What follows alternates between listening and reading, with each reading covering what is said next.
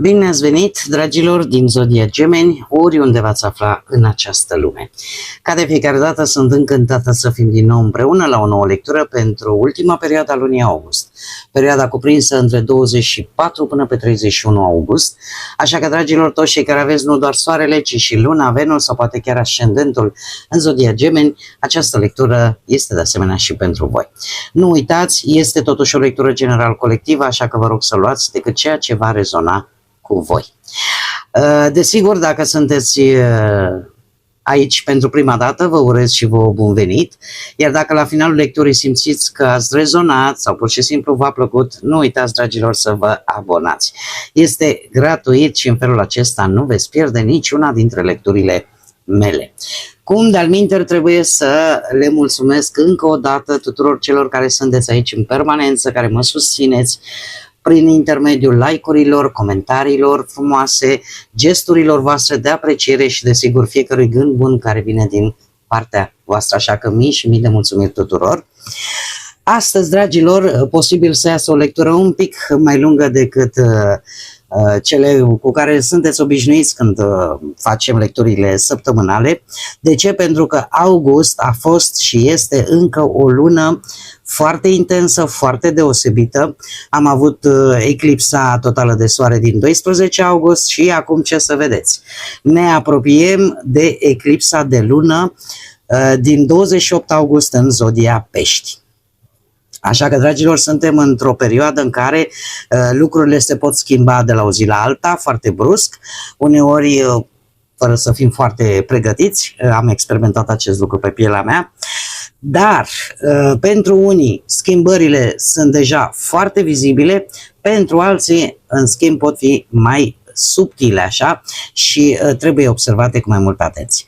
Această eclipsă de lună marchează încheierea unei anumite situații din viața fiecăruia dintre noi, o eliberare poate de ceva anume, o conștientizare și, desigur, o schimbare de direcție. Asta nu înseamnă că acum toată lumea va trece prin aceleași lucruri, pentru că fiecare zodie și, evident, fiecare persoană va resimți această perioadă în felul său, chiar dacă putem avea senzația de schimbări bruște pentru unii, așa cum am mai spus, sau lucruri care apar așa pe nepregătite în viața noastră sau situații care să ne oblige să ne repoziționăm. Așa că este o perioadă foarte potrivită pentru tot felul de răsturnări de situație, de încheieri, dar și de noi începuturi. Pe voi, dragilor din Gemeni, această eclipsă de lună în Pești pune foarte mult accent pe carieră, pe statutul vostru, pe direcția în care voi mergeți mai departe. Finalul acesta de august chiar poate să vă aducă, nu știu, o schimbare de perspectivă sau să trageți o concluzie legată de muncă sau în general așa de viața voastră profesională, cu sentimentul ăsta că trebuie lăsat ceva în urmă pentru a face loc unei noi direcții. Și acum, haideți să vedem ce ne spun și cărțile și să vedem care este energia, dragilor mei, din Gemeni în perioada 24-31 august. Care este energia voastră? Și avem o eclipsă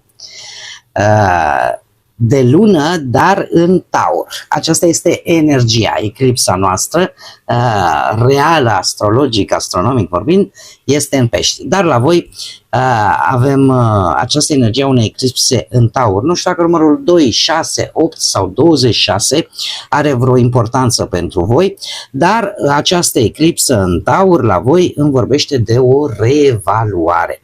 Și nu este întâmplător că se află în Taur. De ce? Taurul, după cum bine știm, ne vorbește foarte mult de stabilitate, de siguranță. Poate că unii dintre voi aveți și un ascendent pe Taur, cu atât mai mult.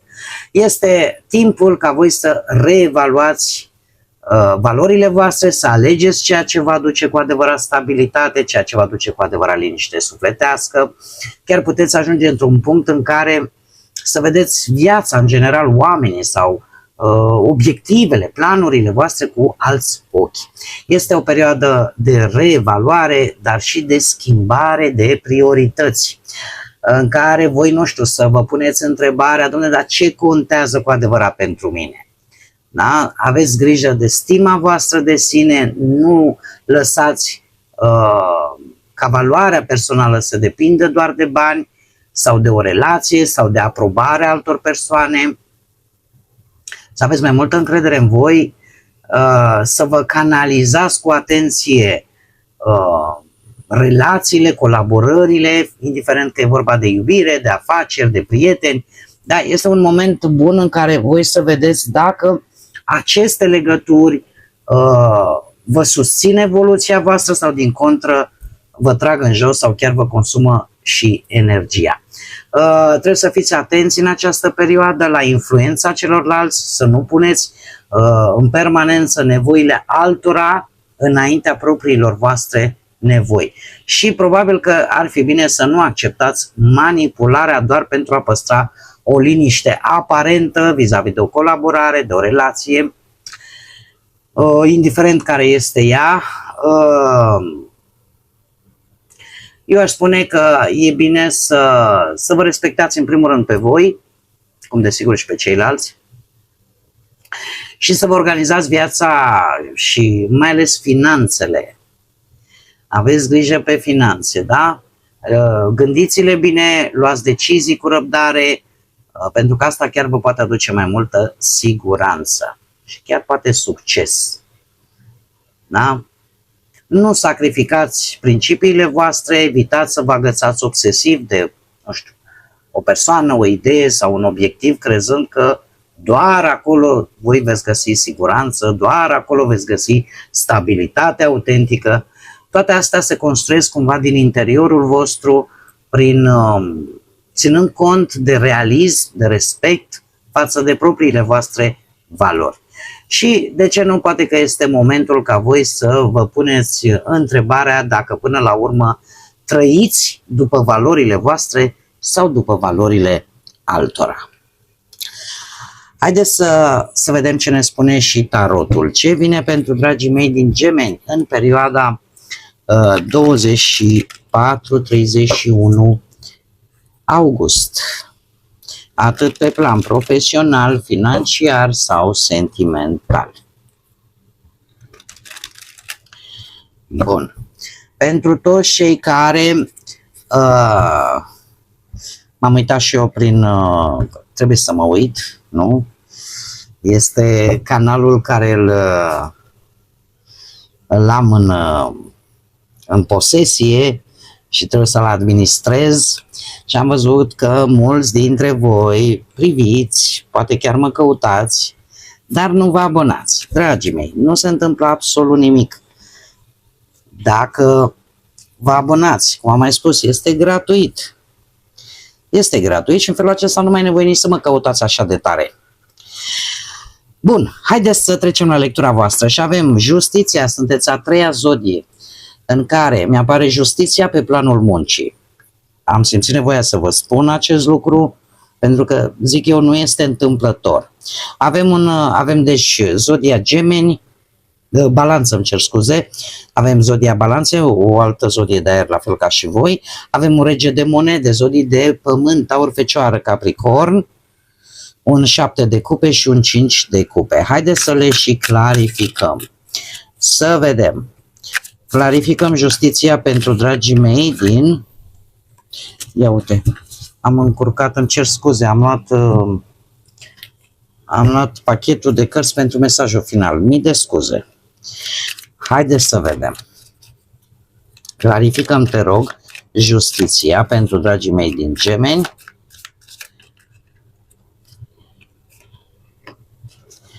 Clarificăm regele de monede.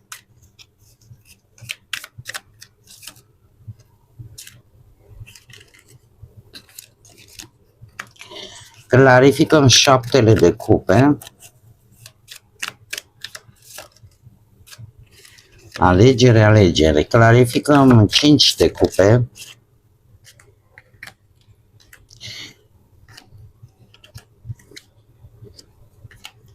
Și clarificăm surpriza săptămânii.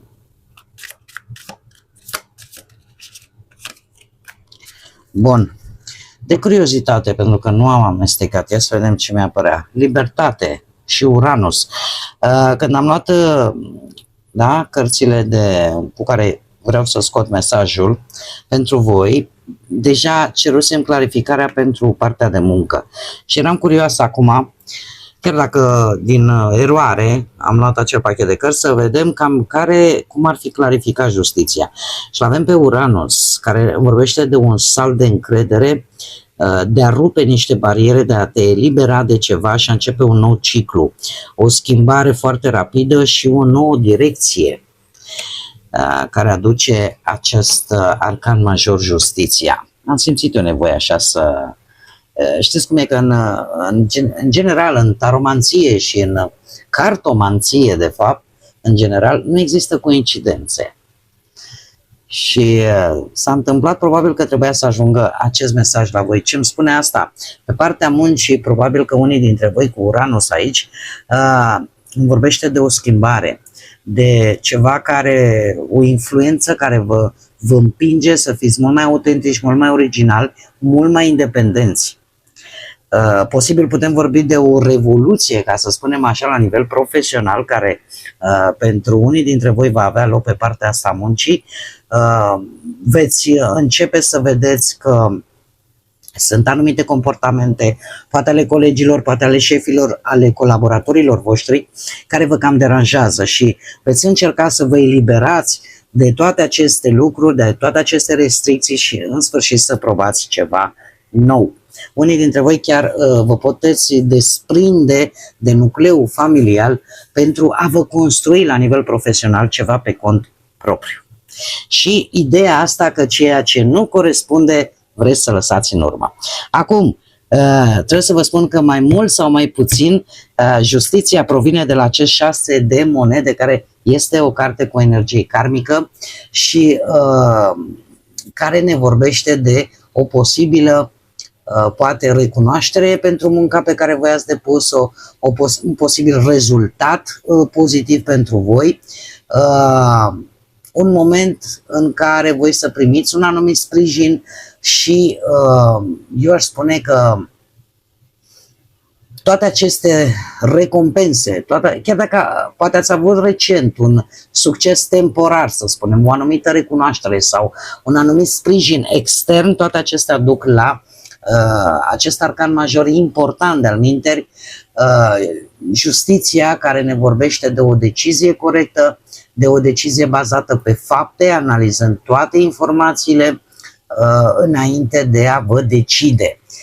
Acum, că putem vorbi de un job, că putem vorbi de un proiect profesional, sau cel puțin așa ar trebui să respectați anumite reguli, să fiți responsabili, să vă faceți treaba corect și la timp și în felul acesta chiar puteți rezolva anumite situații într-un mod cât mai echilibrat și chiar puteți să luați o decizie cât mai corectă. În altă ordine de idei, putem vorbi strict despre ideea asta de echilibru și corectitudine între ceea ce primești și ceea ce oferi. Nu știu, poate că o plată, un salariu, un bonus sau o recompensă care trebuie pusă în acord cu munca pe care voi ați depus-o. De asemenea, ne poate vorbi de o negociere în care se stabilește cine cât oferă și cine cât primește. Da? E o decizie profesională în care voi vreți să fiți tratați cât mai corect. Sau, de ce nu, chiar o situație în care, cum am mai spus, chiar primiți ceea ce vi se cuvine. Cumva, faptul că justiția provine din acești 6 de monede pune accentul foarte mult pe echitate. N-aș vedea neapărat o problemă. E ca și cum s-ar face o reglare. Da, am dat atât, am muncit atât, deci merit atât. Dacă există o anumită situație profesională în care voi simțiți că ați primit mai puțin decât meritați, această combinație cumva arată o corectare a acestei balanțe, da? Sau dacă sunteți în situația în care trebuie să luați o decizie, justiția cumva vă cere să o faceți cât mai obiectiv, fără să vă lăsați influențați de tot felul de simpatii sau de tot felul de presiuni. Da? Ceva se pune în ordine și fiecare primește cât îi revine. Pe partea banilor, aici e foarte interesant pentru că avem, ce să vezi, regele banilor, pentru că e un rege de monede, zodii de pământ, Taur, Fecioară, Capricorn, de unde provine el? De la un 10 de monede și un 8 de cupe. Aici, de asemenea, putem vorbi de o companie, o situație financiară care are legătură cumva cu familia. E ceva foarte mare.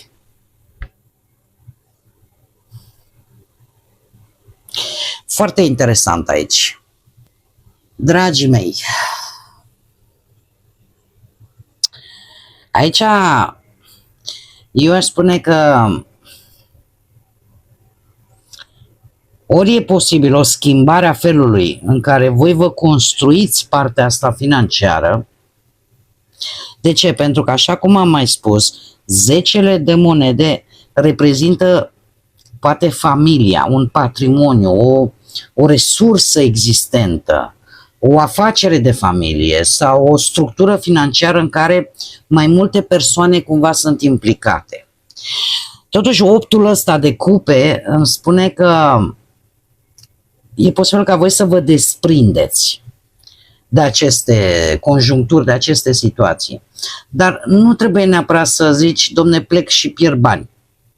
Pentru că poate foarte bine să fie plec dintr-o sursă de siguranță pe care am avut-o până acum și îmi construiesc propria mea stabilitate. Așa cum am mai spus, încă de aici ați văzut, a apărut acel Uranus, în care am vorbit de desprinderea asta de ceva ce a fost oarecum singur, dar e impulsul ăsta de a face ceva pe cont propriu.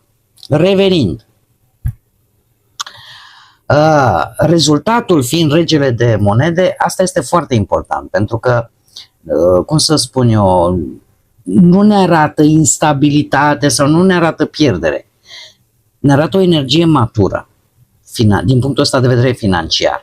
O administrare, o independență, o capacitate de a vă construi ceva durabil din punctul ăsta de vedere al bănuților. Că o faceți doar pentru voi, o faceți poate și pentru voi, cât și pentru poate familia voastră. Da? Pentru că regele de monede nu este neapărat cel care își construiește averea doar pentru sine. Da? Poate fi cineva care, nu știu, să devină stâlp financiar pentru familie. Cineva care administrează resursele astfel încât să existe siguranță nu doar pentru sine, cât și pentru ceilalți. Așa că, în această situație, avem două variante. Ori voi vă desprindeți de o structură financiară la nivel de familie și vă construiți propria voastră structură independentă de câștig, sau vă retrageți dintr-o situație financiară care nu mai funcționează pentru a trece la una mai solidă și mai bine administrată, posibil chiar cu scopul de a asigura și sprijinul familiei. Eu l-aș vedea, mai ales cei care aveți ascendent pe zodii de pământ, și nu întâmplător ne apare aici eclipsa asta în Taur, cu predilecție pentru ei, dar minte pentru toată lumea, pentru toți cei care rezonați, e ca și cum ai zice, știu ce să fac cu banii pe care i-am. Și asta e cheia. Eu pe 8 de cupe îl văd mai mult, nu o văd ca pe o pierdere financiară, ci mai degrabă că renunț la o formă veche de siguranță financiară pentru a-ți construi una mult mai matură și mult mai stabilă. Mergem mai departe. Partea relației, cei care sunteți într-un cuplu, într-o relație. Avem un 7 de cupe, de unde provine de la un 8 de monede. Și aici este într-adevăr destul de interesant. La voi, dragilor, aș zice că apare o situație în care Relația voastră cere destul de multă muncă. Există, nu știu dacă din partea voastră sau din partea partenerilor voștri sau amândorura, această preocupare, domne, cum facem ca lucrurile să funcționeze în relația noastră? Unii dintre voi ați putea să vă faceți tot felul de scenarii, să vă puneți tot felul de întrebări. Mai merită? Facem oare suficient? Cum ar trebui să arate relația noastră? Optul de monede, să știți că ne vorbește despre lucruri și acțiuni concrete. Ne vorbește de efort, de muncă repetată, de încercări de a îmbunătăți ceva în relația voastră. Iar cum din acest 8 de monede duce la 7 de cupe, e posibil ca această energie să vă aducă parcă și mai multă confuzie.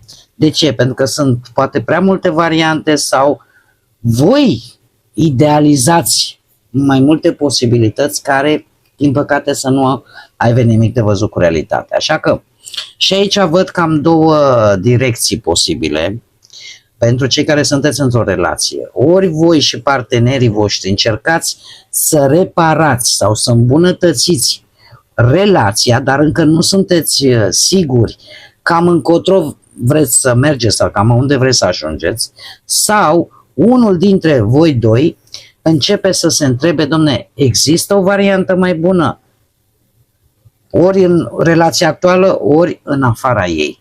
Asta nu înseamnă obligatoriu că există deja altcineva în viața cuiva, nici pe departe. Pentru că totuși 7 de cupe, să știți că arată o gândire foarte accentuată. Că e adevărat, apar multe posibilități, în timp ce 8 de monede spune că realitatea se construiește prin fapte și nu prin tot felul de scenarii, și asta e adevărat. Dar mesajul pe care eu l-aș vedea pentru voi, dragilor, cei care vă aflați într-o relație, ar fi: nu lăsați ceea ce voi vă imaginați să fie mai puternic decât ceea ce se întâmplă la modul concret în relația voastră. Și asta cred eu că este cheia pentru această ultimă perioadă de august. Mergem mai departe. Cei care sunteți singurei.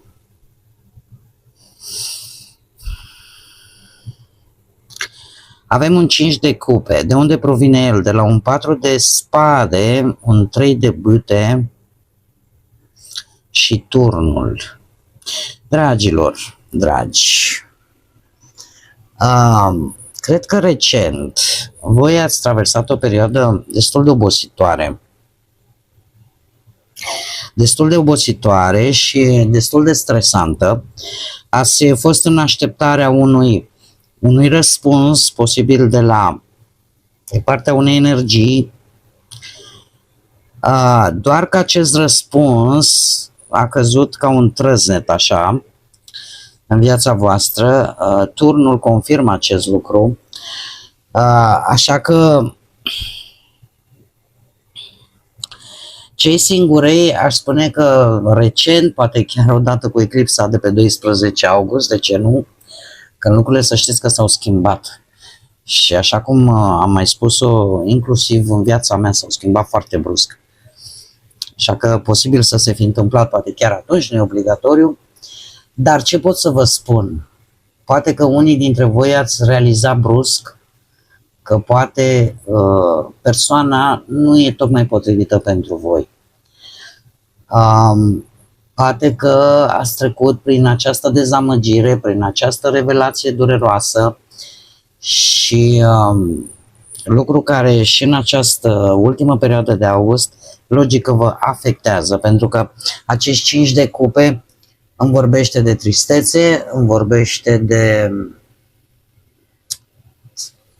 să simți această pierdere, să simți această dezamăgire în dragoste, ceva care nu a funcționat sau poate că turnul a adus o respingere categorică. Totuși, nu luați toate aceste lucruri ca pe... sau nu vedeți decât partea goală a paharului. De ce? Pentru că, de obicei, atunci când apare acest turn, când apar aceste situații, sunt de fapt lecții. Lecții pe care le învățăm pe calea aia dură, grea, dar lecții care pe viitor vă pot ajuta foarte mult să evitați greșeli viitoare. Asta nu înseamnă că trebuie să vă concentrați decât pe trecut și pe ceea ce ați pierdut și dați-vă timpul necesar ca tot ceea ce vă deranjează, tot ceea ce vă doare să se vindece, dar mergeți mai departe.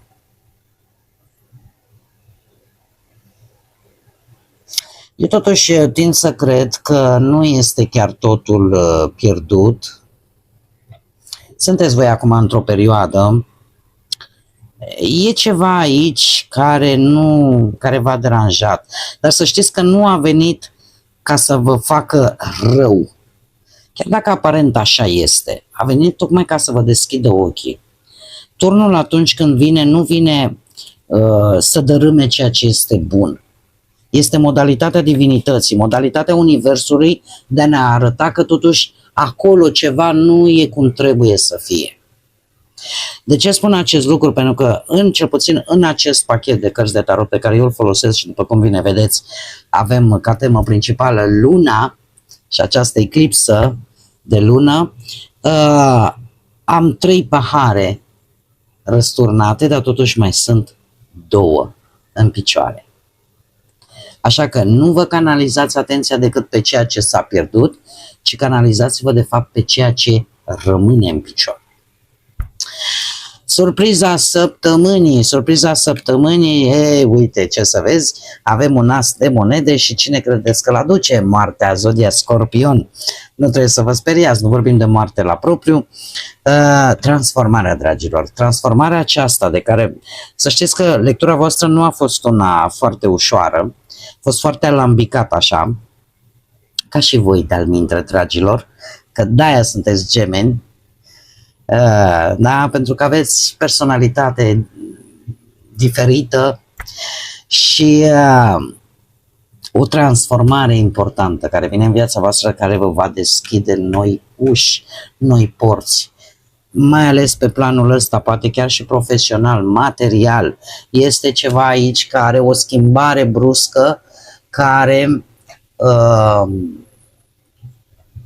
în care ceva se finalizează, o etapă, apare această transformare, apare această schimbare profundă și acest nou început, indiferent pe ce plan al vieții, de ce plan al vieții vorbim. Iar toate astea duc la acest as de monede care ne vorbește de începuturi materiale posibil, oportunități financiare, stabilitate și, de ce nu, prosperitate.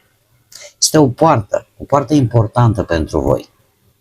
Dar, cum am mai spus, desigur trebuie și are legătură cu această energie a reevaluării. Dar, desigur, depinde de fiecare dintre voi.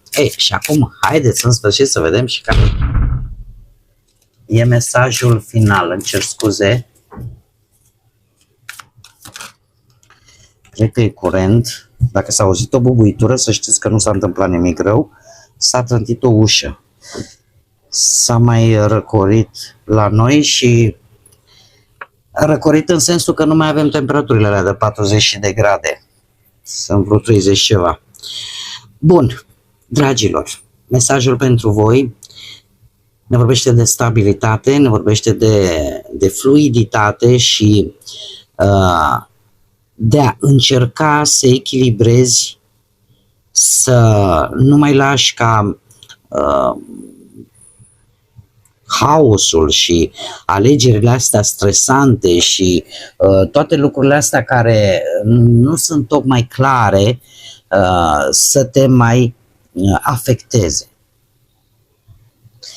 De asemenea, la voi văd aici că din cuvintele astea cheie, că ați jonglat poate cu mai multe lucruri odată, care stă până, asta e o caracteristică a zodiei voastre, ați avut parte poate de anumite incertitudini, de un anumit haos, da? Și de o alegere destul de stresantă pe care ați avut-o de făcut. Totuși, acest mesaj final pentru voi îmi spune că în această perioadă încercați să vă păstrați echilibru chiar și atunci când aveți prea multe lucruri de gestionat în același timp, luați-le pe rând, nu luați decizii doar pentru a scăpa de presiunea momentului respectiv, iar dacă acum există o anumită incertitudine sau senzația asta de haos, lucrurile se pot așeza dacă vă acordați timp să vedeți limpede ce merită păstrat și ce trebuie lăsat în urmă. Pentru că stabilitatea nu înseamnă să țineți totul sub control, ci să știți unde merită să vă puneți energia și unde nu. Bun, dragii mei, cam acestea au fost mesajele pentru acest final de august. Eu vă mulțumesc tare mult că ați fost alături de mine și nu uitați, până data viitoare, când ne vom reîntâlni la lecturile pentru septembrie de data aceasta, nu uitați, suflete frumoase, să gândiți înalt, să zburați înalt și desigur lăsați ca pacea, credința, lumina și iubirea să vă însoțească la fiecare pas.